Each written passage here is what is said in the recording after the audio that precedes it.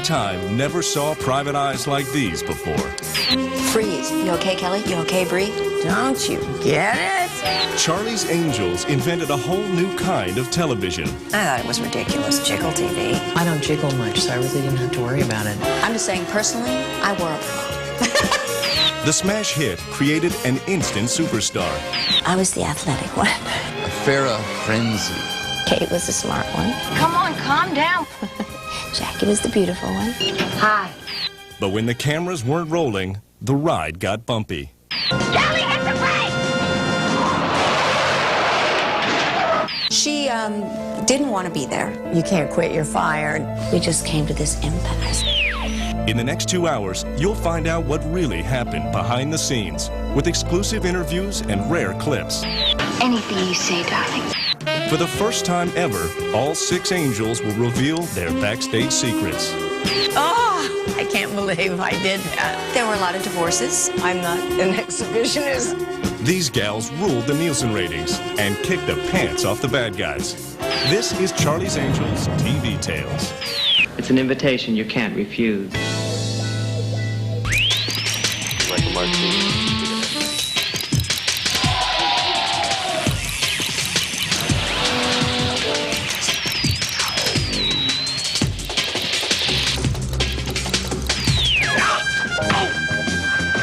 When Charlie's Angels started battling bad guys back in 1976, all 3 angels became stars. They were living in a veritable fishbowl. Crowds were forming and screaming. I now know what rock stars go through. And they were the queen fishes.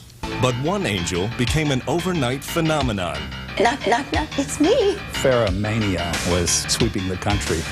Farrah Fawcett emerged as a national obsession, but the breakout star of Charlie's Angels only wanted one thing. All she really wanted was out. O-U-T. This was crazy. Why was she doing it? For Farrah, getting out would not be easy. It was ugly. Farrah's battle with producers hit the rest of the cast hard. Oh, it was horrible. We were all sad about it. We were in the eye of this incredible storm. And the series became a revolving door of replacement angels. I knew that it was, in a way, a curse, in a way, a break. I had press people crawling in my windows. It was just kind of the best of times and the worst of times. There's a downside to this stuff. You get pigeonholed when you're in something that gets so much attention. The show became a victim of its own success. When you've been number one, and you drop to number 15, that's shocking. We went through a year of hell. It was devastating. Complicated. Euphoria. Difficult. Sad. No regrets. It was horrible. You can't have it all and have it all be perfect. From the beginning, Charlie's Angels had to overcome remarkable obstacles just to get on the air. Yet the series came from one of the most successful production teams of all time, Aaron Spelling and Leonard Goldberg. The dynamic pair dominated TV programming in the 70s with shows like Starsky and Hutch, Fantasy Island, Family, and Vegas.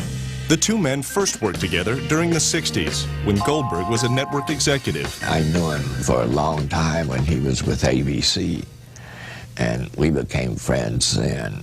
I bought some shows from Aaron, who was then producing on his own, principally the Mod Squad. By 1972, Goldberg joined forces with Spelling. The producers scored big with a cop drama called The Rookies. The rest is history for both of us. He was a kid from Dallas, Texas, and I was a kid from Brooklyn, New York, and we seemed to, together, be able to come up with some good stuff. In 1974, Spelling and Goldberg put together a pitch for a new series they titled The Alley Cats. A show about 3 beautiful girls who were private detectives, and we called it The Alley Cats because their names were Allison, Lee, and I think Catherine. During the 70s, cop dramas featured strong male leads, like Kojak, starring Telly Savalas. But Spelling and Goldberg could tell the climate was changing. We thought the audience would like to escape into something a little more fanciful. So we started with the idea of beautiful girls. I was a bachelor then, and it was appealing to me, thinking ahead to the casting anyway. In 1974, The Rookies was still going strong on ABC. The cast featured a 25-year-old actress named Kate Jackson. Jaclyn was a Southern beauty from Birmingham, Alabama. In 1970, Kate graduated from the American Academy of Dramatic Arts in New York. Like many young actors, Jaclyn took a job waiting tables to pay the rent. I had just been hired as a waitress at Steak and Brew in New York. So I went in to talk to the man and to tell him I'd be a little late because I had a camera test for a soap opera. And he said, "You mean you're an actress? You're fired. You people never show up." But Jaclyn won a role on the Gothic soap opera Dark Shadows. I started out a ghost. I didn't speak for 5 weeks. I beckoned. You couldn't really go, "Hey," to beckon. And I learned this is the way you beckon. You lower your head and you extend your arm. And you just look, and that's beckoning, and they come to you every time. At least they did on Dark Shadows. In 1972, Jaclyn joined the cast of The Rookies. You want to roll the dice anytime soon? You know, acting is bait for a man who's already killed 3 women. It's not exactly light housekeeping, is it? I was Jill Danko, and I was the nurse, and evidently I got a fair amount of fan mail because just about every week the rookies ended up at the hospital, and no matter what happened to whomever they brought to the hospital, that was in my department. I was there to help them. Jaclyn also starred in a television movie for Spelling Goldberg called Satan's School for Girls. Oh, I can't believe I did that. I played Satan. No, I didn't. I played one of the girls. Producer Leonard Goldberg saw Kate Jaclyn as a rising star who could carry his series, The Alley Cats. We thought she was terrific. So we started with Kate. Spelling and Goldberg unveiled The Alley Cats during a power breakfast with ABC programming brass in the Polo Lounge at the Beverly Hills Hotel. And Aaron and I had breakfast with Mike Eisner and Barry Diller at the Beverly Hills Hotel. And we pitched them this idea. And they said, "That's the worst idea we've ever heard. And forget about it." But we didn't forget about it. The pitch fell flat, but the Alley Cats still had a life or two left.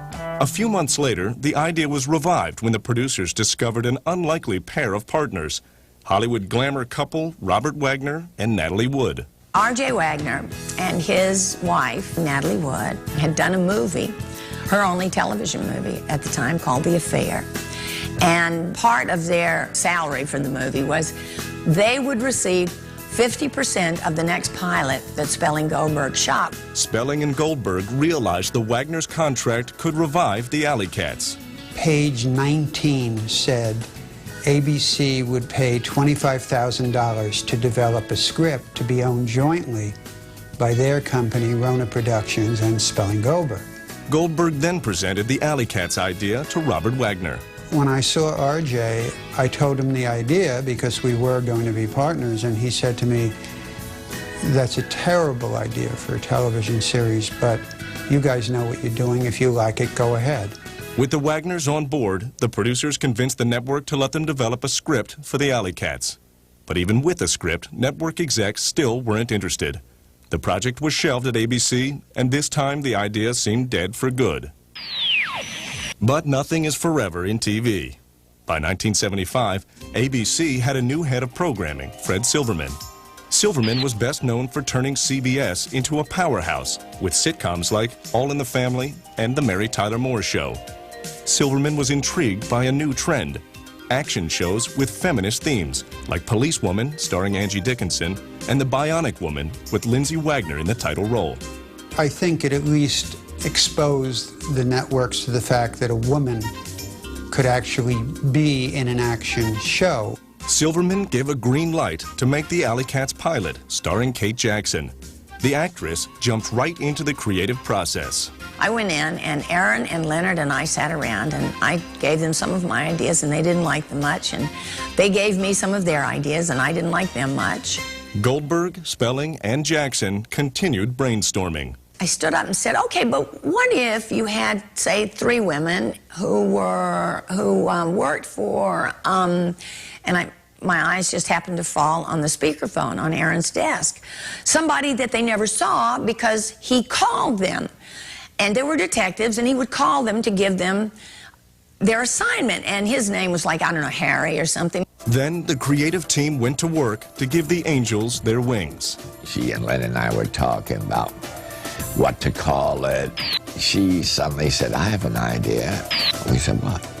And she said, that picture there. There was an oil painting of 3 angels. And she said, well, we call it the Angels. And we just looked at each other, and from then on, it was called Harry's Angels. But the producers later realized the title Harry's Angels wouldn't work at ABC. Well, we were calling it Harry's Angels, but a show went on the air called Harry O with David Jansen. And so we thought we didn't want to have another Harry on the air. One Harry was enough for network television. So the creative team crafted a new title, Charlie's Angels. Kate Jackson appeared to fit perfectly as the lead angel, but Spelling and Goldberg had a big problem. Who were the other 2 beauties going to be?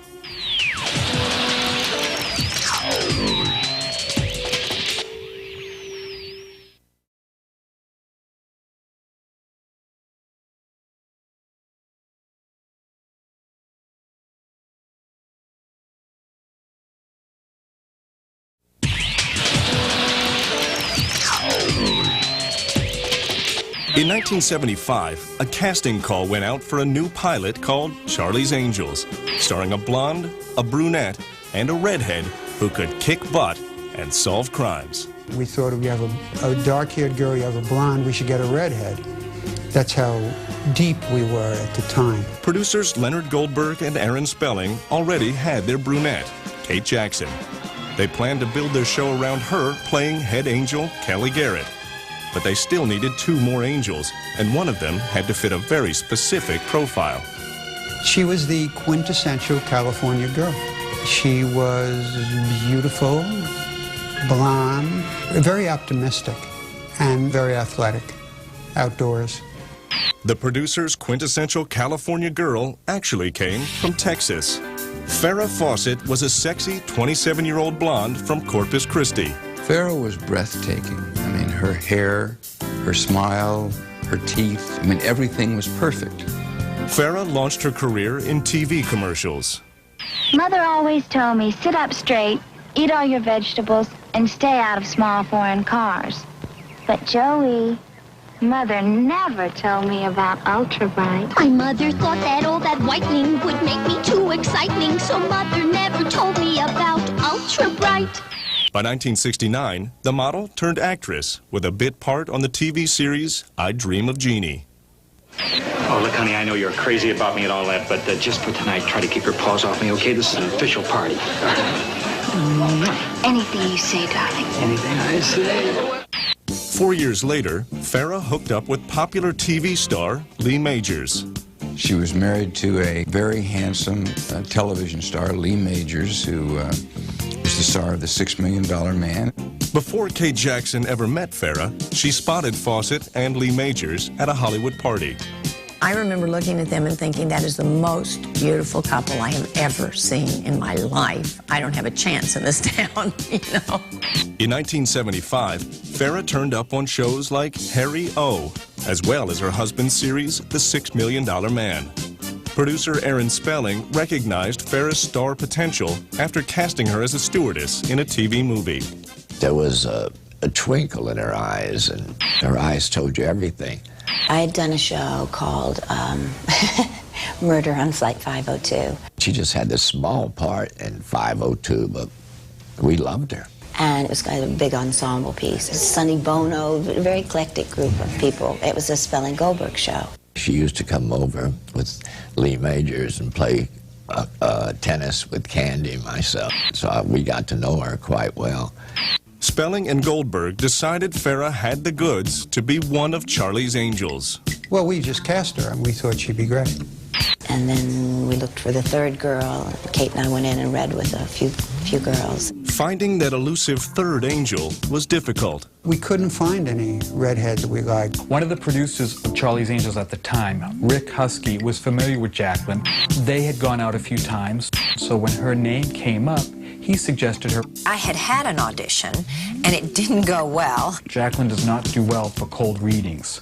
I was never much into just, you know, spur of the moment. I like to have the lines. So when she went in, she just felt like she did a terrible reading. It didn't look good.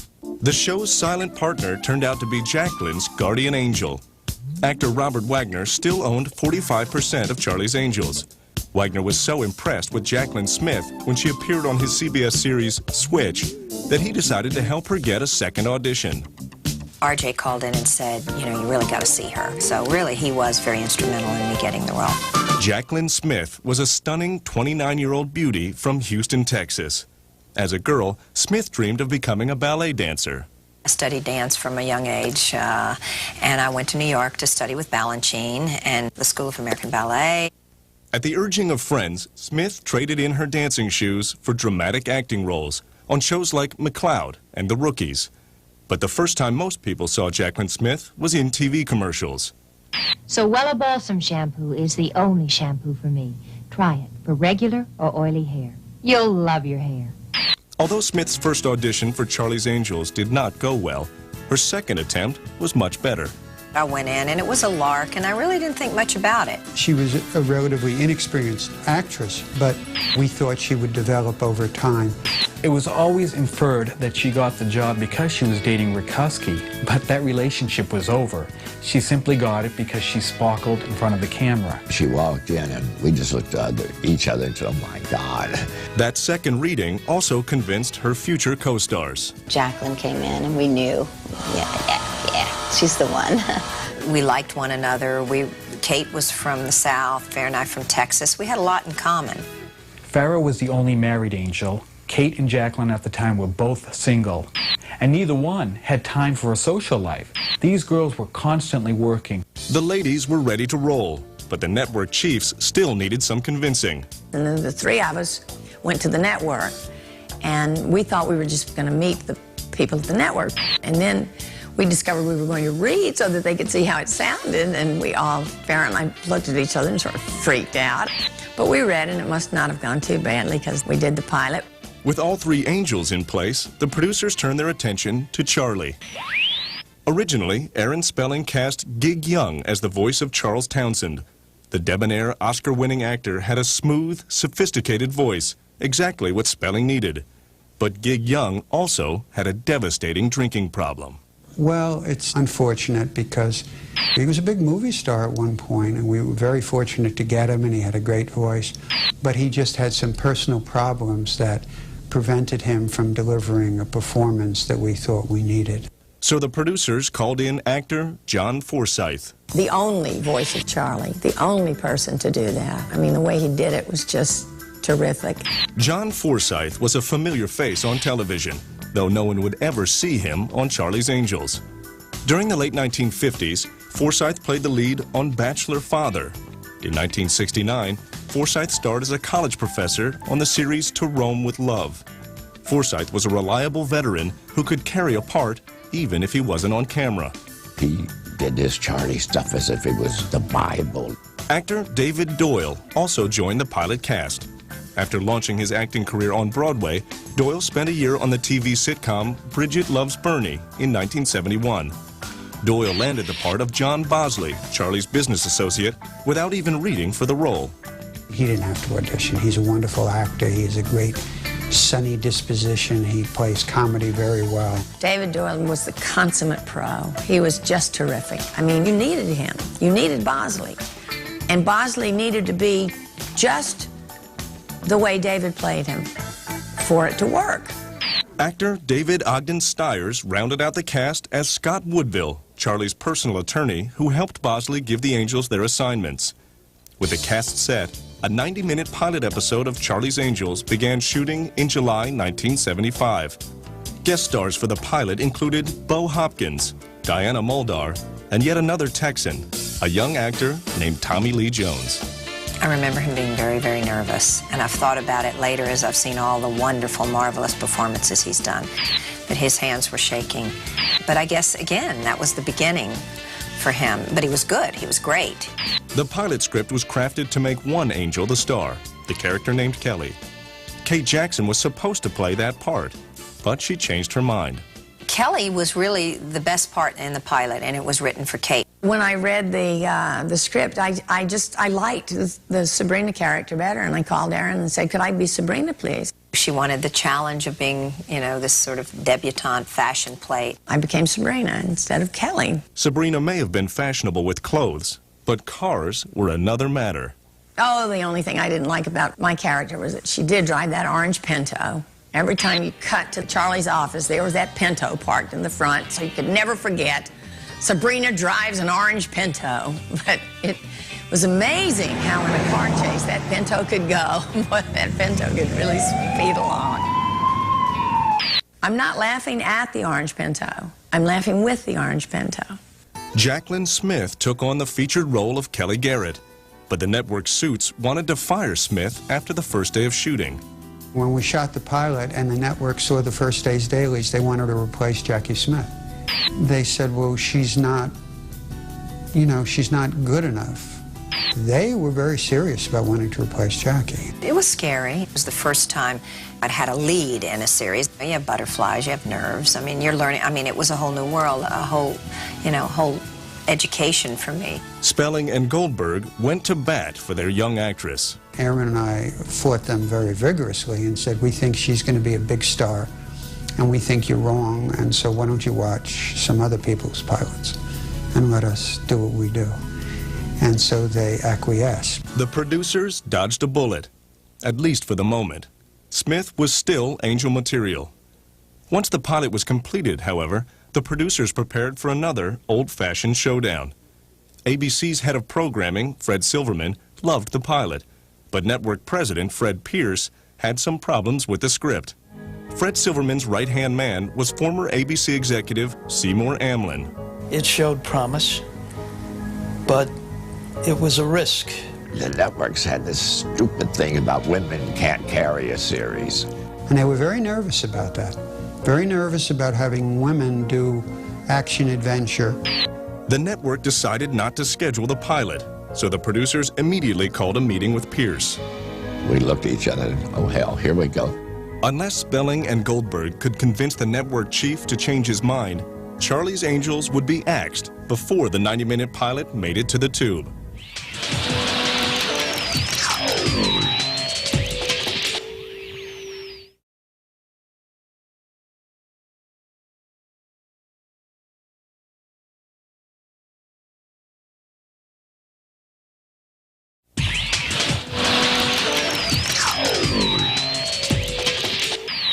In the fall of 1975, the head of ABC took a look at the pilot for Charlie's Angels and decided to shelve the show.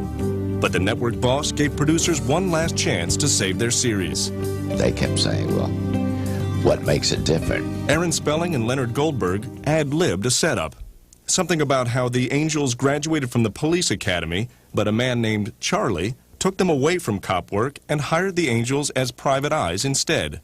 And they said, oh, that's great. That explains the whole thing. And they bought it from that moment. We decided to test it by putting it on the air in March and seeing what the reaction would be. On March 21st, 1976, the Angels took to the airways for the first time in a special 90-minute made-for-TV movie. If it had done better than a 30 share, we would have been satisfied. It did, of course, much better than that. The ratings astounded everyone. More than 30 million viewers tuned in to watch the pilot of Charlie's Angels.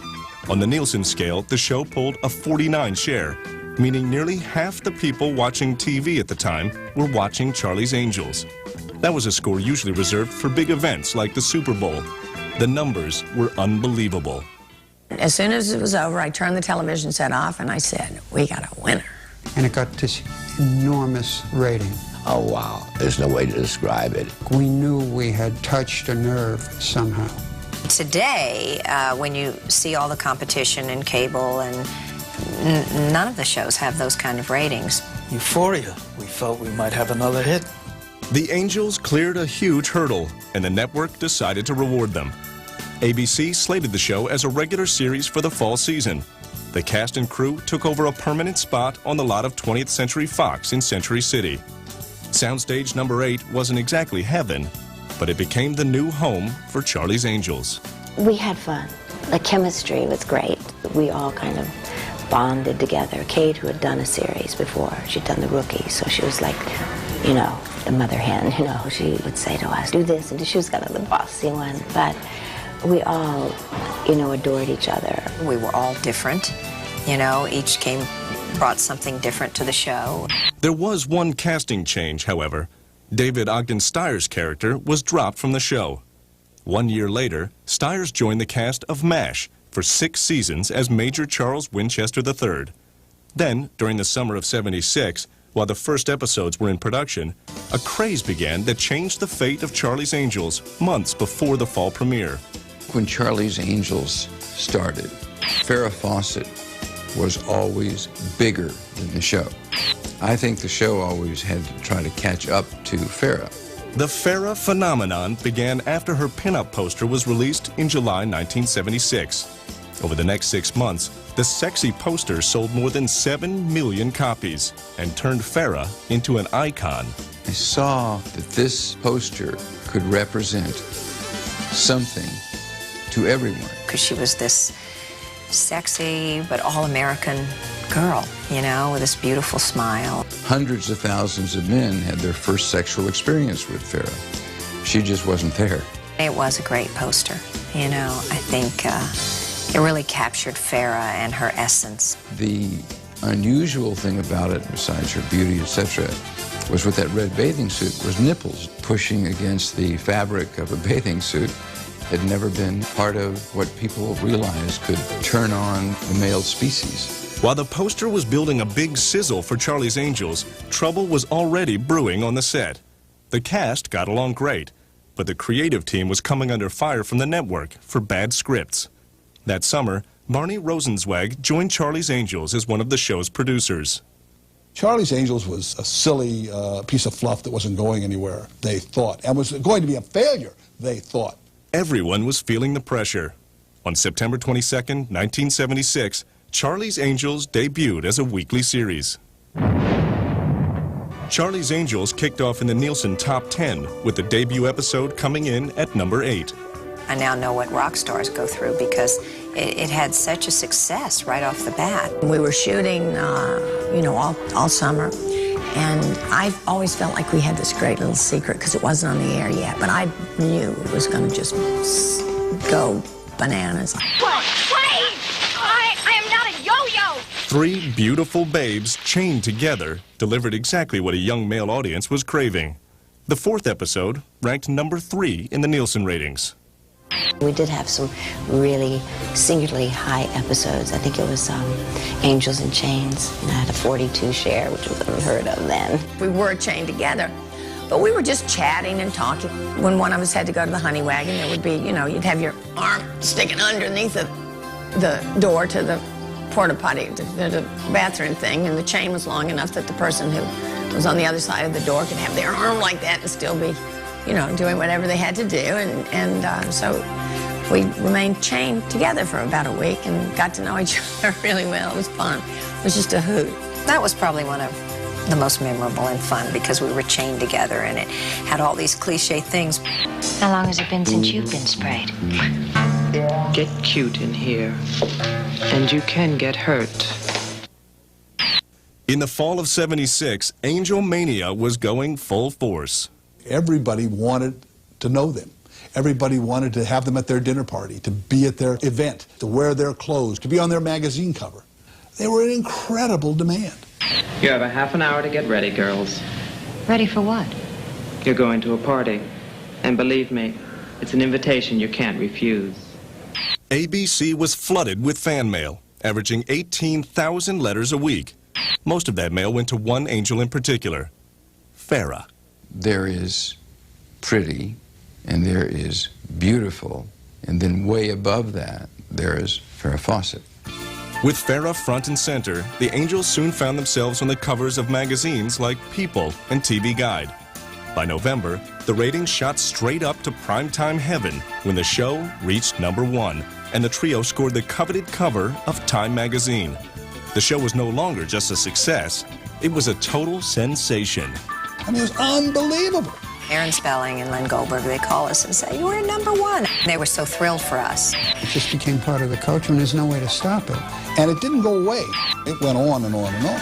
But the celebration was not unanimous. The critics all criticized us. Charlie's Angels was derided for launching what was referred to as Jiggle TV. was ridiculous. Jiggle TV. I mean, we were in a bathing suit on the beach. It is meant to be light. It's meant to be so light, if you threw it in the air, it would take a week to hit the ground. It wasn't meant to be Shakespeare. It was meant to have fun and escape, and, you know, we need that. The guys at NBC said it was Jiggle television. They invented that, I guess, because it wasn't on NBC. Every episode usually featured at least one of the stars wearing a skimpy outfit or sporting a bikini. The producers hammered that point home to writer Ed Laxo. And the only thing they really wanted was to get the girls to show as much skin as possible. Feminists had a field day firing shots at the show. I was beginning to feel like they were going to shoot me for putting pornography in there. I never felt like, oh, well, this is sex exploitation. It never entered my mind. Never.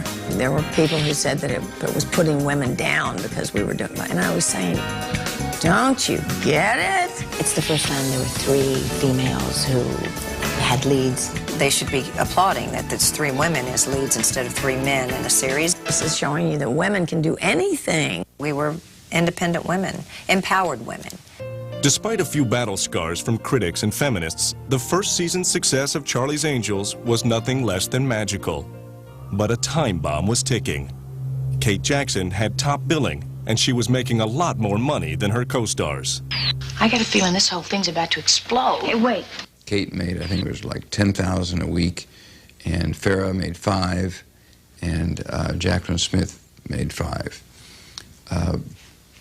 But everything changed.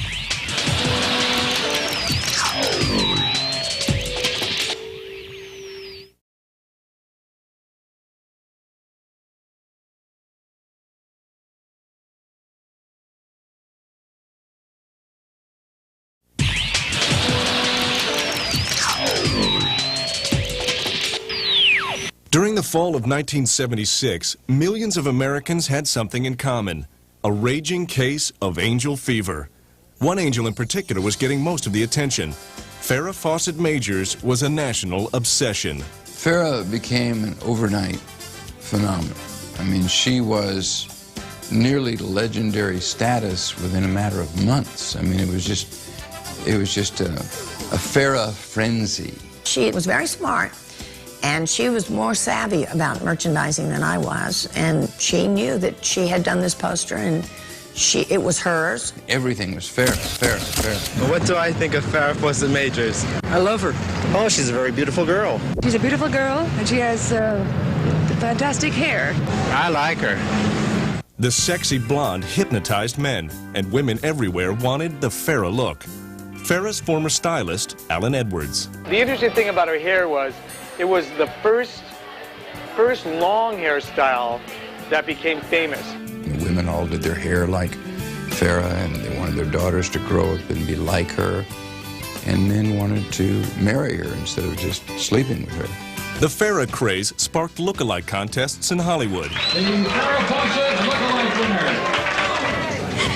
Oh, I'm so nervous. Overnight, she was the sex goddess of the 70s, and her future seemed unlimited. I remember the conversation at her trailer, and I said, Farrah, I'm going to help make you the biggest star in the world. And she said to me, Jay, that's very nice, but I have a hair appointment, and I'd like to sit here longer and talk to you, but I really have to go now. That was it. The producers behind Charlie's Angels wasted no time cashing in on Farrah fever. Sabrina, Jill, and Kelly. They're Charlie's Angels. Angels merchandising took off like a rocket. I never dreamed a doll would be patterned after me. And then I gave it to my daughter, and the head flew off and the legs flew off. One of the dolls I had on the tackiest outfit I have ever seen in my life is a little red number. I don't even know what to say. I can't describe it. And my hair was just very weird. The show was selling plenty of toys and games, but Farrah was the real frenzy. We didn't expect her to burst out the way she burst out. When Farrah started getting all the attention, then it started getting sticky, and it was kind of sometimes uneasy moments about who was going to do what. It was hard for Kate to handle that because she was the first one we cast, and we had imagined that she would be the star of the show. Kate Jackson, who was promised one thing and got another, I'm sure was very upset the way the concept of the show was evolving. But Farrah just came out. It just happened. Then suddenly each girl had to have a new dressing room, and then if it was that much bigger than the other ones, they had to build another one. But it was making so much money, and it was so successful that Aaron would give them what they wanted. And Aaron Spelling made sure the Angels got what they wanted. Producers shelled out the bucks so that the ladies always looked divine and never disappointed the audience. We did spend a lot of time and a lot of money on our makeup and hair. We each had our own makeup and hair person. Somebody quipped, if you ever want to find one of the angels on the set, just follow the hairbrushes. Are there dressing rooms? What do you think this is? Saks Fifth Avenue? Drop the towels and get to it. They did not want us to change our hair. They, take as long as you want to comb your hair, to groom your hair. Fashion, there could be 7 changes. The more the merrier. We spent over $100,000 a season on the clothes. Kate was the one who never wanted to do any fittings. Farrah and I couldn't wait to put on the pretty clothes. Spelling's longtime friend, Nolan Miller, was brought in as the Angels' wardrobe designer. Miller teamed up with Farrah to unhook a new trend. And that's how we got around to eliminating their bras. Farrah started that whole thing because on the Paris runways, the models were not wearing bras. So, of course, Farrah was the first to get rid of her bras, and the next thing, everybody had followed suit. That's how the show became known as the show with the jiggles. They used to always say that more wives got lucky following Charlie's Angels than the rest of the week. It didn't matter if we were in a ditch. We were going to look good. But the workload was demanding, and the schedule was tough. I suggest everyone get a good night's sleep tonight. You got a long, hard day tomorrow in the potato fields, and wake up is 5 a.m. Aw, gee, I never get up until 10. Oh, well, then I'll leave you a call, sweet cakes. Horrific work hours, 18 hours a day, forced calls. We'd come dragging into work in the morning and work until 11 o'clock at night. If you really must know, it was so dull, I think I went to sleep. Hey, Kelly, come on, calm down. We know you're tired. I'm tired, too. They were living in a veritable fishbowl, and they were the queen fishes. The stunts and, cars and skateboards and ice, we were called upon to do everything. The stunts and long hours were especially hard on Farrah, the actress's childhood friend, Jan Alexander. She lost 12 pounds in the first 2 weeks of shooting. It was really tough. Watch this. Oh, Jill! What's wrong? Jill! What happened? I don't know. She was trying to eat her dinner. She just keeled over. I can't say I blame her. The food in here tastes like whined over pig slop. People say that it was a grueling schedule and that she lost weight, but I don't think so. I mean, Farrah was in the best shape physically and athletically of anybody I know. But even producer Leonard Goldberg could see that Farrah was becoming physically exhausted. In fact, Farrah at one point was looking very haggard, and I said, Farrah, you're looking tired. She said, well, I'm doing so many of these shoots. We work till 8, 9 o'clock every night, and then on the weekend, I'm just doing all these publicity. Farrah wasn't the only one coming under intense pressure. According to producer Barney Rosenzweig, everyone on the set was living on top of a powder keg. It was a difficult shop in which to ply your trade. Sniping all the time, background sniping, background second-guessing, all kinds of spy mechanisms everywhere. Everything was chaos. You couldn't go to the bathroom without it being reported to the front office. Nobody knew what to do, and some of the scripts are horrific. Something as simple as the producer of the show making a decision to pull the drapes had to be run by the front office. Everybody had an opinion, and nobody agreed with anybody else. It was pressure-packed, tension-filled.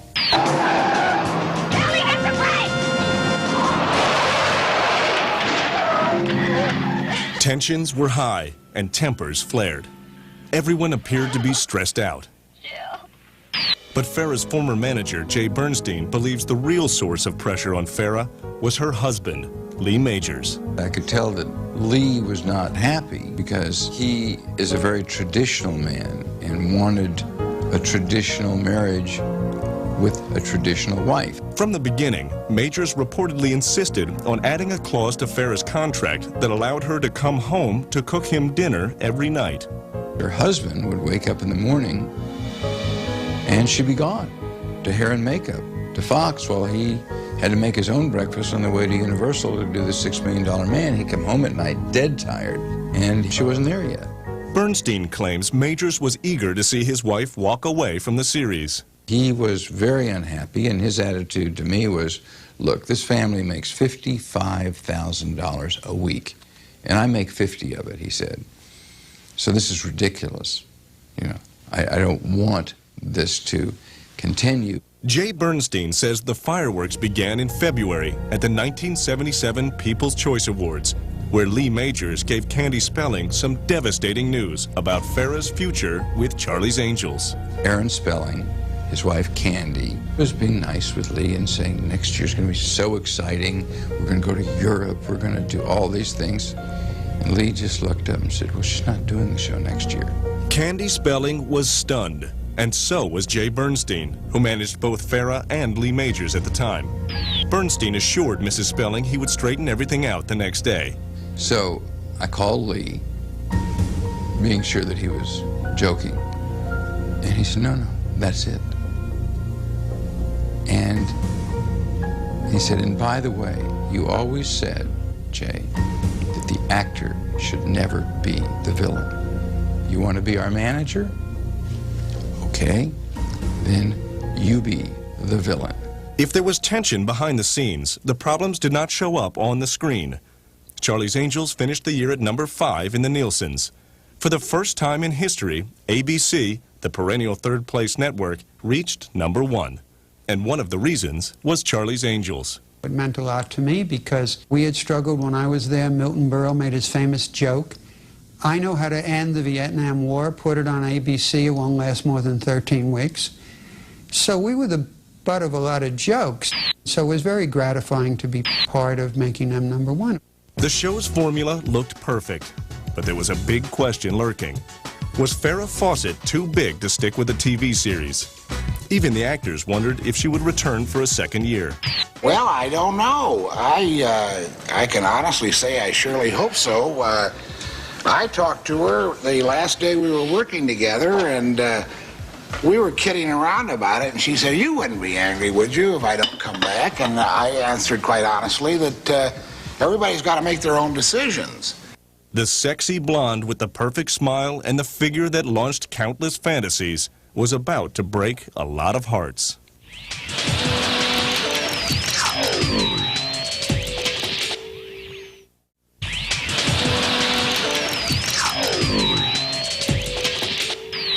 Charlie's Angels ended its first season in 5th place in the Nielsen ratings. But the show's breakout star was threatening to break away from the cast. We need another diversion.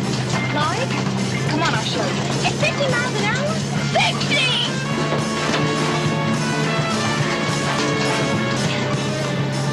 Sometimes I worry about her. She had never had a serious talk with us about, I want to leave the show. It came out of the blue. We were just thunderstruck. Her agent wanted to get her into features, and her husband wanted her to come home and cook. So she was a lady torn between the two. We met with Farrah, and I said, Farrah, what do you want? What is this all about? Well, I want to be a movie star. In court documents, Farrah claimed the status of her contract gave her an out. So I hadn't really finished negotiating my contract, so it was open. She had not signed her contract because they never agreed on the merchandising. According to court papers, the producers insisted Farrah was bound by an oral agreement that she gave before the series was picked up. They soon learned Farrah was no pushover when it came to business. I was in a slightly different position, I think, than most actresses just coming in, so, you know, we just came to this impasse. Jay Bernstein says when Aaron Spelling learned Farrah was serious about leaving, the two men had a private meeting. He said, you know, how can we stop this? And I said, I don't think I can stop this. He says, we've got to have her. It's the hottest show on the air. The stakes were huge. Farrah was becoming a superstar. The producers had a hard time meeting her demands. They'd been negotiating her contract and had a stumbling block with the merchandising. And this was used to get her out of the show. We urged Spelling to do everything he could to keep her. We got Farrah a terrific deal with MGM to do a movie starting at $500,000, which in those days was unheard of, and escalating to $1 million a film. And we said, you want to be a movie star here? No, she still wanted to leave the show. On June 1st, production began on the second season of Charlie's Angels at Soundstage number 8 on the lot at 20th Century Fox. 2 of the Angels were on the set, but Farrah was nowhere in sight. Kate Jackson and Jaclyn Smith realized their co-star wasn't coming back. We were all sad about it. It was devastating because we were so close and we're having so much fun, and the show was doing so well. I was disappointed, but I think if you care about somebody, you have to say, if this is what she wants and she's not going to be happy here. Some people felt she did the right thing. Other people felt that she should have been loyal to them. So it was split 50-50 on the set. Producers remained optimistic, and so did Angels co-star David Doyle. She said, oh, I'll probably be back. They, you know, who knows, they might sue me. And Farrah was right. On June 11th, production of Charlie's Angels was halted. Producers filed a $13 million lawsuit against Farrah Fawcett Majors for breach of contract. They sent a letter to everyone in the business. It was very awkward. It was ugly. And every studio was notified. If you do business with Farrah Fawcett Majors, you could be possibly party to this lawsuit. We told her that we'd be able to prevent her from working anywhere else for a year. So she was dead in this town. But she left us no choice. Farrah was up for the lead role in the movie Foul Play, but she had to give up the part due to her contract dispute. By the way, Goldie Hawn wound up doing the movie with Chevy Chase, and it made her a big star. While she waited for her day in court, Farrah left Hollywood to star in the independent film Somebody Killed Her Husband, opposite Jeff Bridges. Wasn't a good movie, but the idea was just to keep her working to stay in the game. Meanwhile, producers began a frantic search for a new angel. Aaron Spelling's first choice was actress Cheryl Ladd. We had all just found out that Farrah was leaving, and I said, you know, gee, thanks, but kind of no thanks. I really didn't see myself in that show, in that role. Born in Huron, South Dakota, Cheryl Ladd moved to Hollywood in 1970 and eventually landed a job as the singing voice of Melody in the popular Saturday morning cartoon series Josie and the Pussycats. The actress went by her maiden name, Cheryl Stoppelmoor. She soon began appearing in cop dramas like The Rookies. I always seemed to be the girl next door who was kind of fish out of water in the big city, who was raped and murdered and then died, you know, in the opening credits.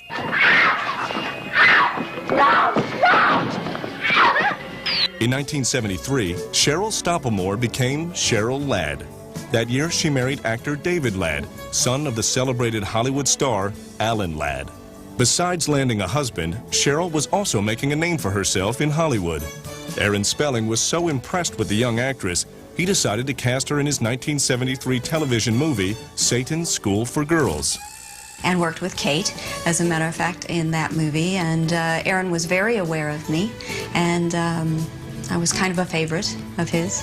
In 1977, Spelling wanted Ladd to replace Farrah as the next Charlie's Angel. I'd met her and really wanted her to do it, and her answer was no, no, no, no. I wasn't so worried about it, except I thought if I really blow this and people hate me, that could be the end of my career forever. She felt that Farrah had created such a huge thing that she had to follow her and she would be crucified.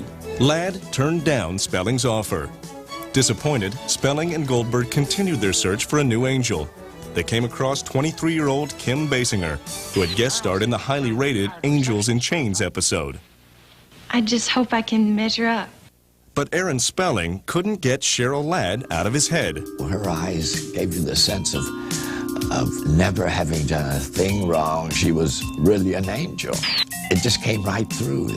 Spelling approached Ladd again. And luckily, Aaron called me later and he said, okay, we've looked at 250 girls. I haven't found anybody I want in the show, and I want to talk to you. Will you come and talk to me? And I said, well, of course I will.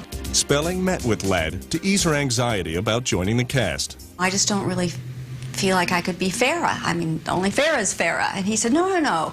It'd be a whole new character. What if you were her younger sister? I said, well, if I could be funny, if I don't have to be this sort of glamour thing all the time. When we started talking about Chris Monroe in those terms, all of a sudden I kind of lit up. I went, okay, this could be fun. From the moment Cheryl Ladd walked onto the set of Charlie's Angels, she faced an uphill battle. We don't want her and we don't need her. There's nothing personal. It's just that we don't need anybody. That's right, whoever it is. Now look, nobody can take Jill's place with us. Nobody. The three of us in the beginning had been there from the beginning. I know it was difficult for Cheryl to come into a show that was already established. It was a little intimidating because they were all a family. You know, they had a hit show and they'd been doing it for a year. I mean, she had some tough shoes to fill. So that first day walking on the set was a little nerve-wracking. Ladd decided to make light of the sticky situation. At that time, Farrah was Farrah Fawcett Majors, so I wore a t-shirt that said Farrah Fawcett Minor. And everybody laughed and I laughed and they all got the joke. But Cheryl's struggle for acceptance was just beginning. We never became close friends. The new Angel was feeling the pressure to replace Farrah, What's wrong with you? and producers prayed she could pass the test. This has been fun, but I gotta run.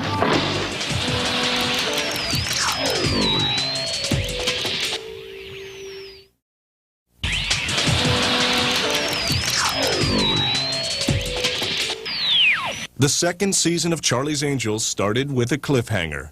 The fans' favorite angel was missing. Farrah Fawcett Majors was locked in a legal battle with producers, while the newest angel wondered if her co-stars and viewers would accept her. Maybe we will work with her, and maybe we won't. Did you hear that? Yes. I just put all of whatever was going to happen politically with Farrah, without Farrah, was she coming back? I just had to put all of that out of my mind and become Chris Monroe. It's me.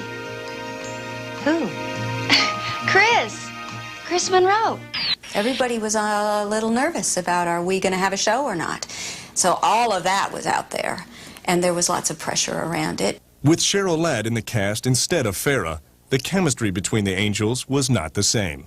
We never became close friends, but I think on camera, the relationship between the three of us still worked very well. So it was okay, but it was different.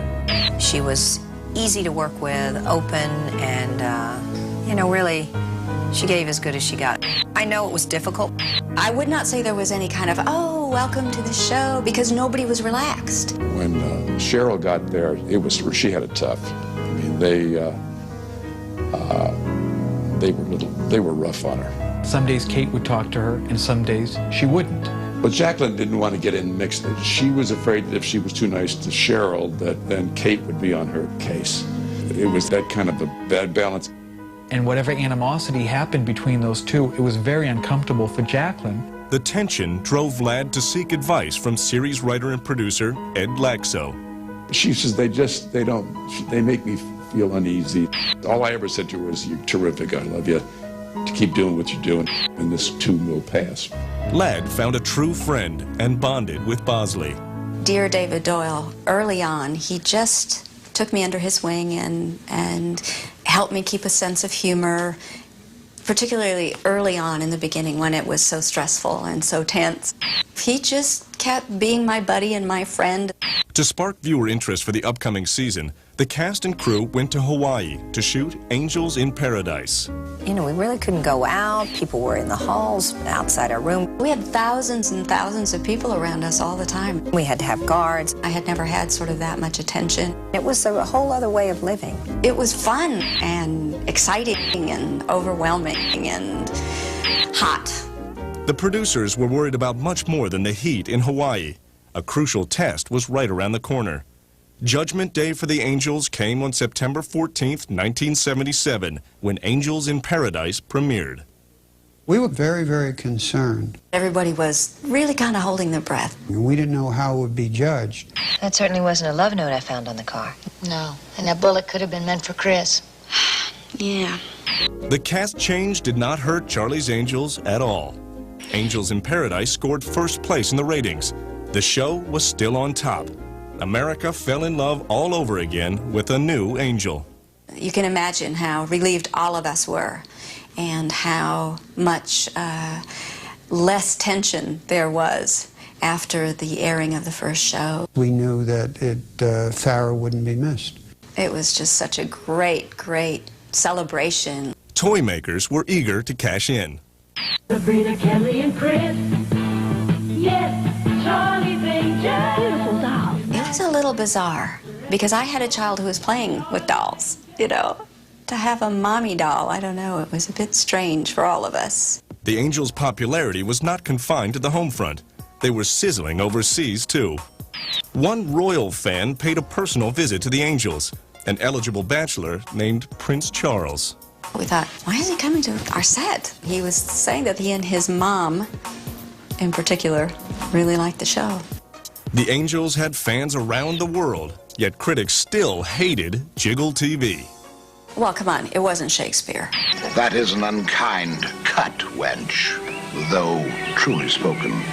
I knew that part of the reason I was hired was because Aaron liked the way I looked in a bikini. And that was an element of the show. And we all sort of faced that music, and the ratings were even higher than the first year. But Farrah was still a force to be reckoned with. After months of delays, the runaway star from the first season faced a court date with producers. We didn't know if we'd win or lose, and they didn't know if they'd win or lose. Producers felt they already scored a victory in the court of public opinion.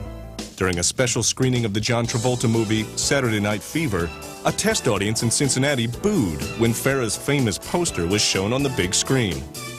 Clearly, the perception was she was greedy and she was selfish. She only thought about herself. She didn't think about her fans. Farrah's former manager, Jay Bernstein, decided to play hardball. I said, look, she's not going to change her mind, and I'm not going to change my mind. All you can do, if you want me out of this, is you'd have to kill me. Both sides agreed to settle the dispute after a short time in court. According to published reports, producers agreed to drop their lawsuit if Farrah would return to the show for at least 6 guest appearances over a 3-year period.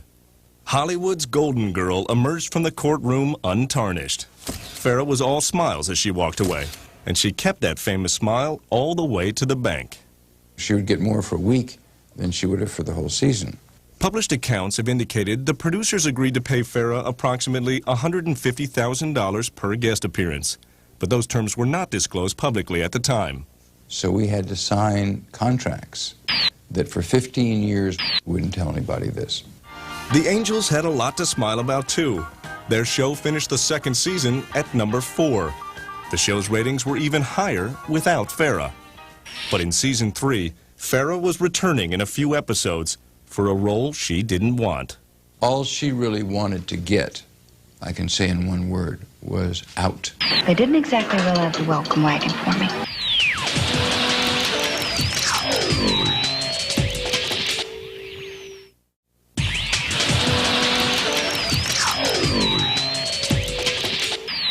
The third season of Charlie's Angels started off like a breeze. All 3 angels reported for duty. Well, I think the embarrassment was worth it.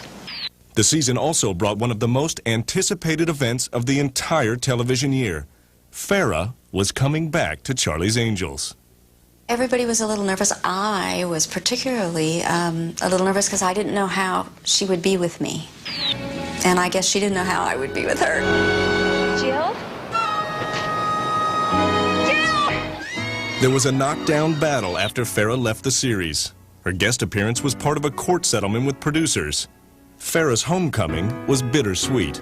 I loved it when she came back the 3rd year. I was happy to see her. You know, I mean, you don't forget a friendship like that. Everybody was very nice to her. It was still okay, but it was different. It was awkward. Complicated. I wonder if it'll be hard for her to walk on the set. She'll be kind of shy about walking on the set. It was hard on Farrah because I don't know if she wanted to come back. I had these like 3 dozen long stem red roses delivered to her trailer and with a welcome back card on it and all of that. The fact that she had to come back, I think, was not something that she was thrilled about. She didn't want to be there, but she had to be there. They needed her. I mean, they were paying a lot of money to get her back, so why make it difficult? It was complex because everybody had moved in another direction, but we made it work. I have a friend with me. I thought maybe you'd like to say hello. I don't know. We're pretty busy here. Pretty busy, huh? The ratings proved Farrah was still a phenomenon. Angel Come Home finished in 3rd place for the week.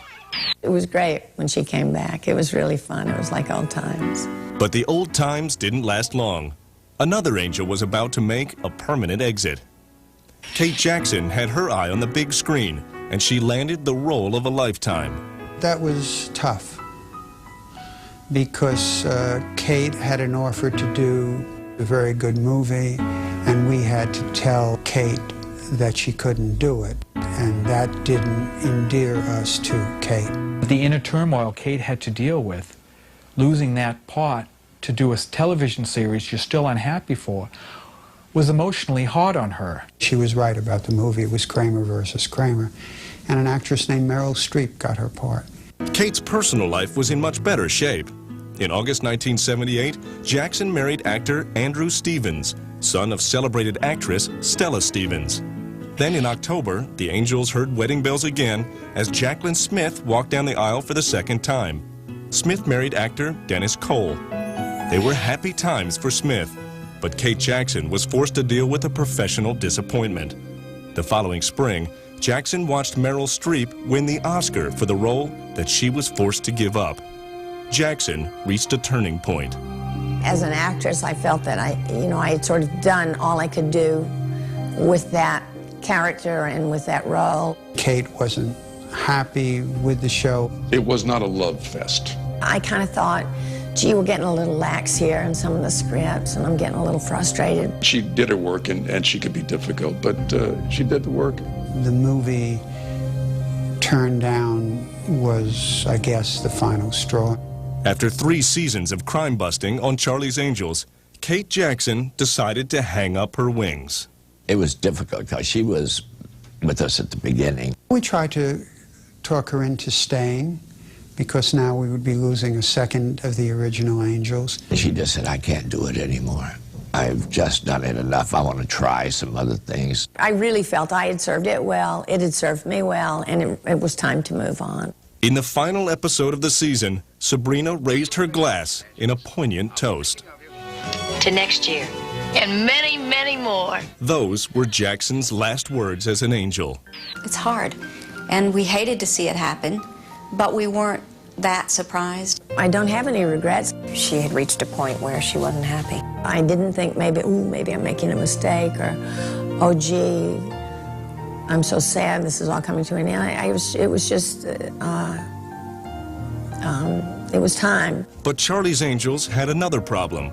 The ratings were down. The show fell out of the top 10, dropping to number 12 by the end of season 3. No one was pushing the panic button yet, but suddenly there were reasons to worry. It was difficult and a little scary because, again, we had a hit show and we wanted it to continue. At that point, when we wrapped that season, I didn't know who was coming or going or what.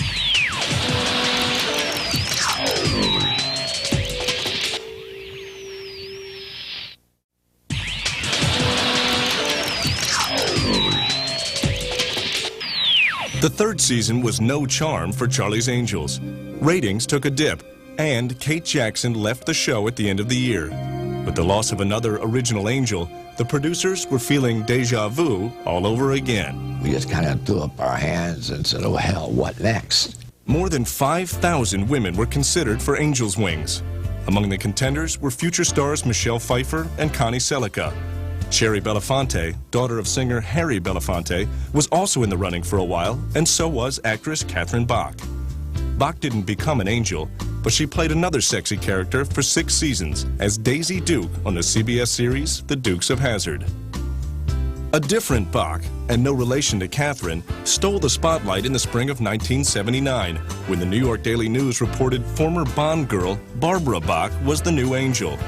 That report turned out to be wrong. Barbara Bach was one of the people we considered, but we went for Shelley Hack, who had this New England waspy, modelly look. Shelley Hack's New England look was genuine. The 27-year-old was born in Greenwich, Connecticut. Oh, it was a great place to grow up. And I was the oldest of 6 children, so it was a very close-knit family and simple. Hack definitely had the face of an angel. She started modeling at age 14. My first job was a cover of Glamour magazine. It beat babysitting, so I did it in the summers when I went to school. And it was fun. Shelley Hack sported another advantage in the Charlie's Angels competition.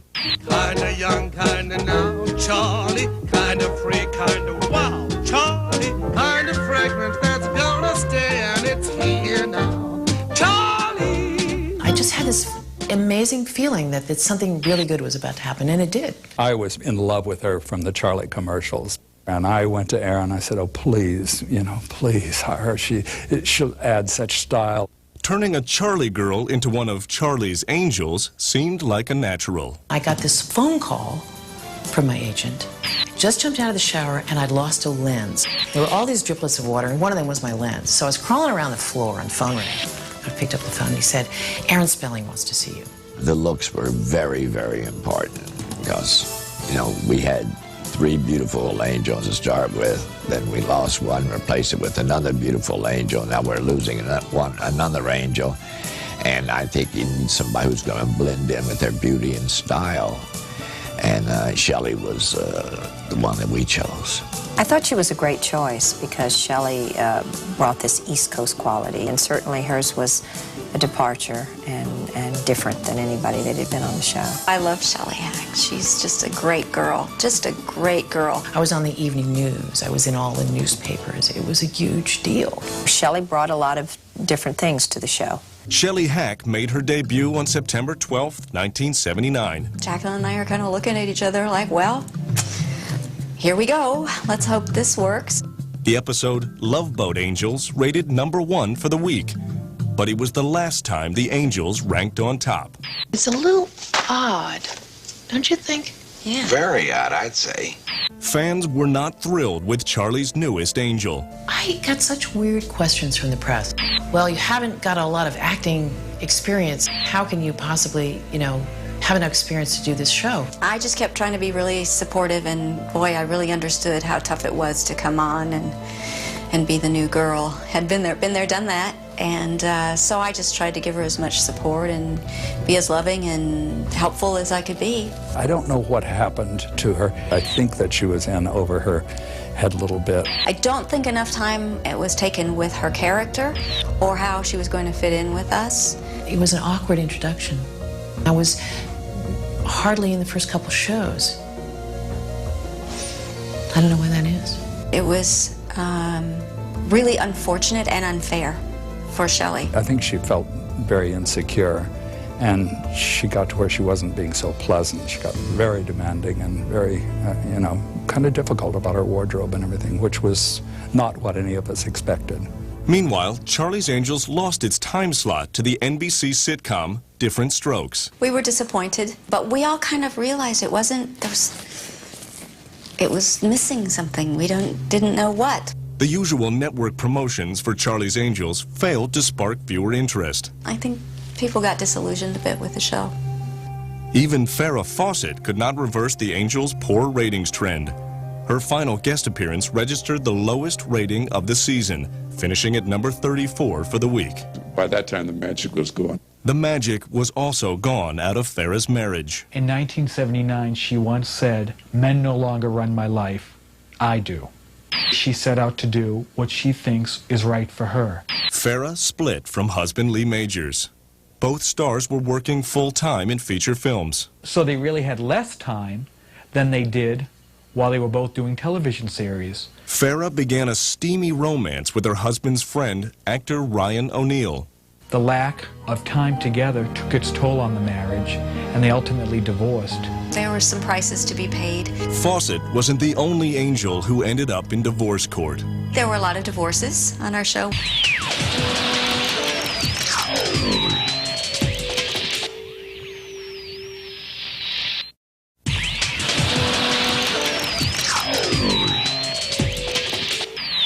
In the middle of the 4th season, Charlie's Angels was running out of steam. Yeah, okay. I think people kind of lost track of us somehow, of what the show was and who we were. The show didn't change. You know, the concept didn't change. Other networks had 2 years to try to counter-program. They were counter-programming more effectively every year, and that's what was happening. For a while, it was just kind of the best of times and the worst of times all at the same time. Cheryl Ladd filed for divorce in January 1980. My marriage was not doing well, and, you know, it was a lot. It was just a lot. Charlie's Angels was not doing so well either. By the wrap of the 1979-80 season, the show dropped to number 20. For Shelley Hack, the party was over. I never expected to be there more than a year, and I wasn't. Shelley brought a lot of different things to the show. The chemistry never clicked. She didn't really work out. She wasn't terribly happy doing the show. It wasn't working. Shelley Hack was not invited to return for another season. So I did my year, and I moved on. It's always sad. It's very intense with these girls. They're your friends, and then boom, they're gone. That was just fine. That was plenty for me. As the 4th season ended, the producers geared up for yet another angel search. With lower ratings and lousy publicity, Charlie's Angels was in real trouble.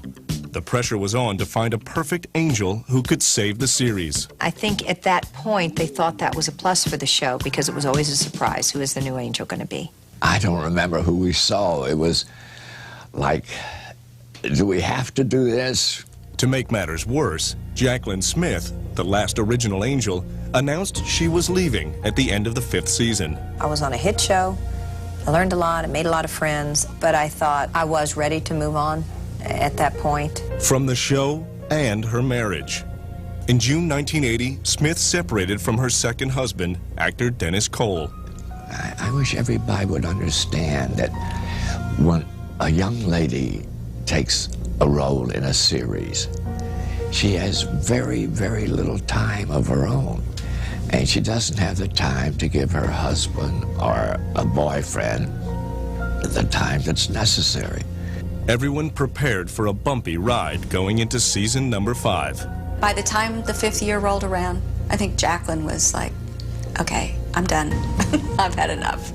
And that was my 4th year, and having a small child at home, that was enough. Meanwhile, after looking at more than 2,000 beautiful candidates, Aaron Spelling liked a 25-year-old newcomer named Tanya Roberts. Tanya Roberts was born in the Bronx. At 15, Tanya began doing off-Broadway plays and TV commercials.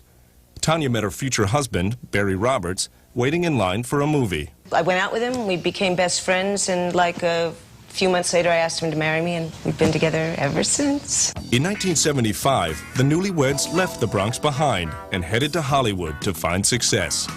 Tanya continued to land small parts in various films and TV projects, like the movie Zuma Beach, starring Suzanne Summers.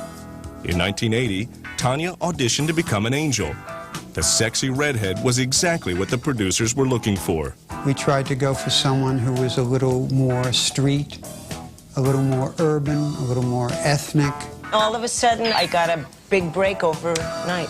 Didn't mess with Tanya Roberts, man. She was great fun to work with.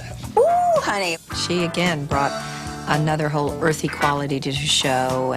She was rather colorful in her language. Most of the time, Jaclyn and I would be going,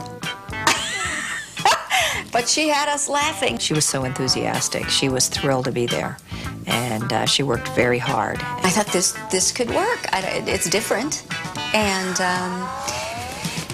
I liked her very much. Wardrobe designer Nolan Miller saw another side of Tanya. I went to her apartment, and the typical questions that I ask, you know, is are you comfortable going without a bra? What kind of things do you like? This kind of thing. And her husband said, piped up and said, she has a beautiful body. She can wear anything. He said, go on, honey, show him. And she pulls her sweater off, and there, I went, gulp. I'm not an exhibitionist at all. No way. She was not shy. Get out of here. She was a hoot. She didn't care if she wore a bikini, you know, in the laundromat. She was going to do what needed to be done, and she just had a great attitude about it. With declining ratings, the show needed a boost. So once again, the cast and crew headed to Hawaii. I won! That was our excuse to put them in bikinis, you see. Bikini fever, we called it. But trouble was brewing back in Hollywood. I never expected that they'd stop the season. We went through a year of hell.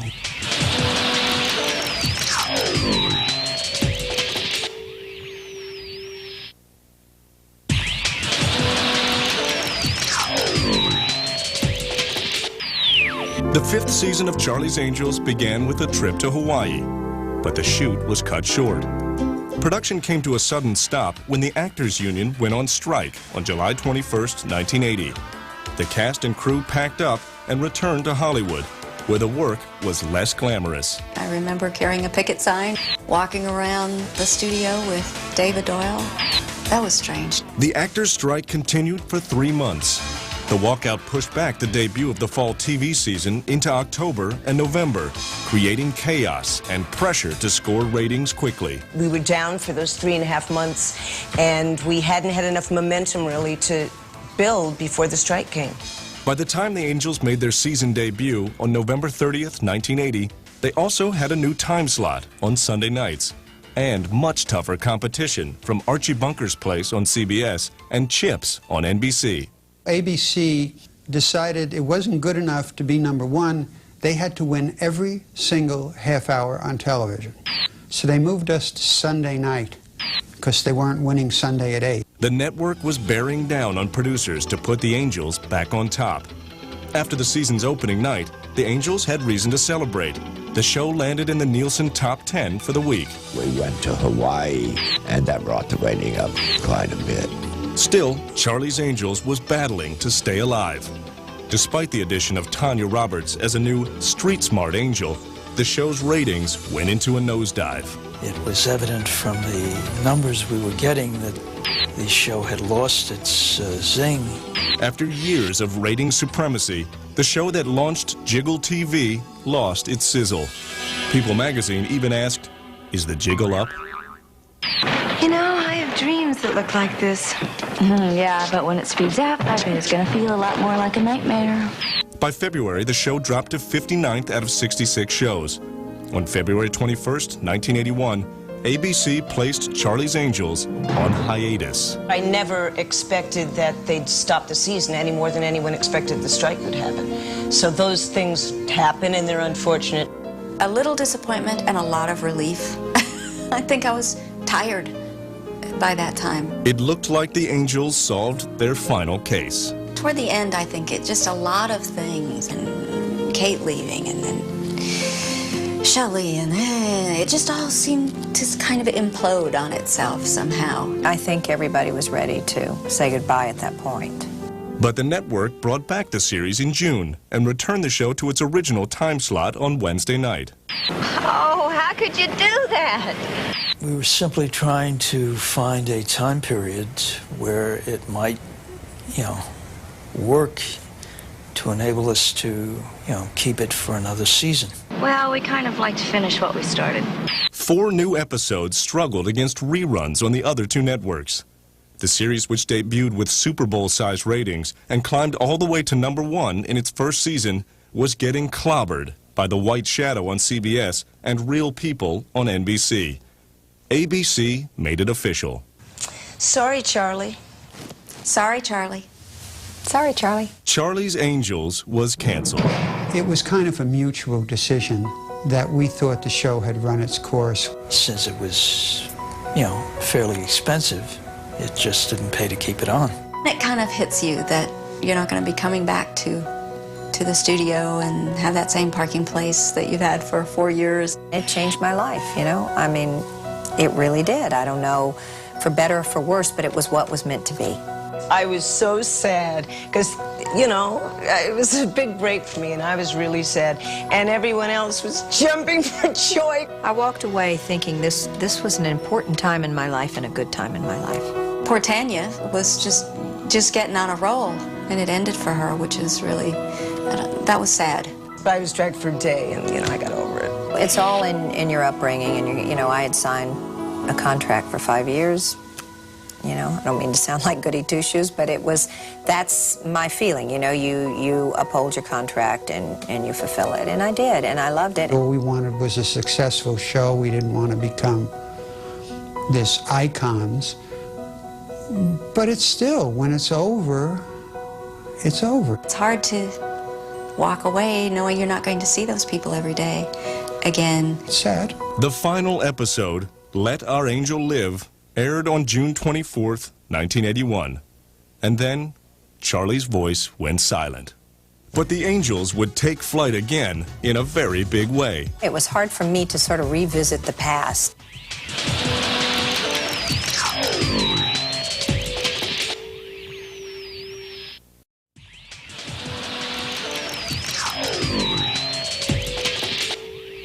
After Charlie's Angels ended in 1981, the show aired in syndication, and the Angels went their separate ways. Farrah Fawcett took on a variety of serious acting roles, including the 1984 TV movie The Burning Bed, which earned Farrah her first Emmy nomination. Posing for Playboy in 1995, the sexy blonde set magazine sales records all over again, proving she was still a phenomenon. But Farrah's personal life has been full of highs and lows. After her split from husband Lee Majors, Farrah began a long-term relationship with actor Ryan O'Neal. The couple had a son in 1985, but Farrah broke up with O'Neal in 1997. During an appearance on The Late Show with David Letterman that year, Farrah's unusual behavior prompted public speculation about drug or alcohol abuse. People thought it was a drug-induced performance, but she's not a drug person. What had happened is she hadn't slept in 5 days because she was editing a Playboy video. To me, it's very sad to have something that is to be judged guilty in the court of public opinion like this, because she was innocent. And she might have had some stumbling blocks along the way, but in the end, I'm sure she's proud to say that she became independent.